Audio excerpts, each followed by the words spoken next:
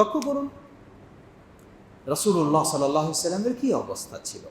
এই ছোটদের প্রতি স্নেহ করা, আদর করা, ভালোবাসা, এমনকি ছোটদের ব্যথায় ব্যথিত হওয়া, কষ্ট পাওয়া, এটি হলো ইসলামের আদর্শ।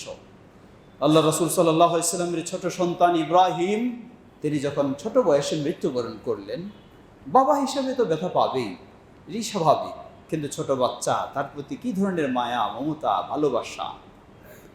রাসূলুল্লাহ সাল্লাল্লাহু আলাইহি ওয়াসাল্লামের দুই চোখ দিয়ে অশ্রু প্রবাহিত হচ্ছে, আর তিনি বলছেন, ইয়া ইব্রাহিম ইন্না বিকা লামাহজুনুন ওয়ালাকিন লা নাকুলু ইল্লা মা ইউরদি রাব্বানা।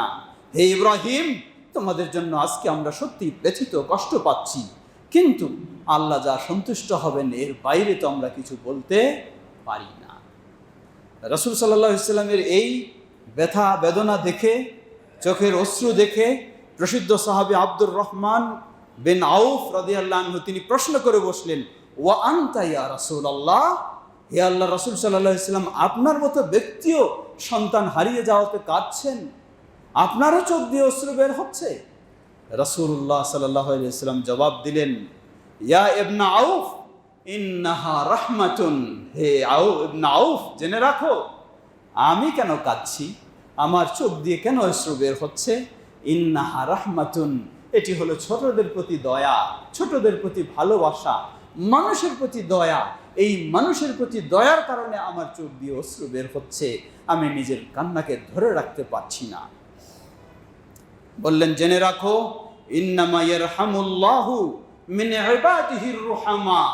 আল্লাহ সুবহানাহু ওয়া তাআলা তো দয়া করেন মানুষের মাঝে, তার বান্দাদের মাঝে যারা দয়াশীল তাদেরকেই আল্লাহ সুবহানাহু ওয়া তাআলা দয়া করেন। সুবহানাল্লাহ। সুতরাং নিজের সন্তান হোক, অন্যের সন্তান হোক, অনেকে রয়েছি নিজের সন্তান হলে দুনিয়ার ভালোবাসা, দুনিয়ার মায়া, দুনিয়ার কষ্ট পাই, কিন্তু অন্যের সন্তান হলে তারে ছি করে তাড়াই দিই। এটি কখনো হতে পারে না ইসলামের আদর্শ। ইসলামের আদর্শ হলো মান লাম ইয়ারহাম সাগীরানা, যে আমাদের ছোটদেরকে দয়া করবে না, স্নেহ করবে না, ভালোবাসবে না। এই ছোট হতে পারে আমার সন্তান, হতে পারে আপনার সন্তান, হতে পারে আরেকজন দরিদ্র মানুষেরও সন্তান, কোনো পার্থক্য নেই। ছোট হলেই তার প্রতি ভালোবাসা, স্নেহ অবশ্যই থাকতে হবে। এটি হলো ইসলামের দাবি।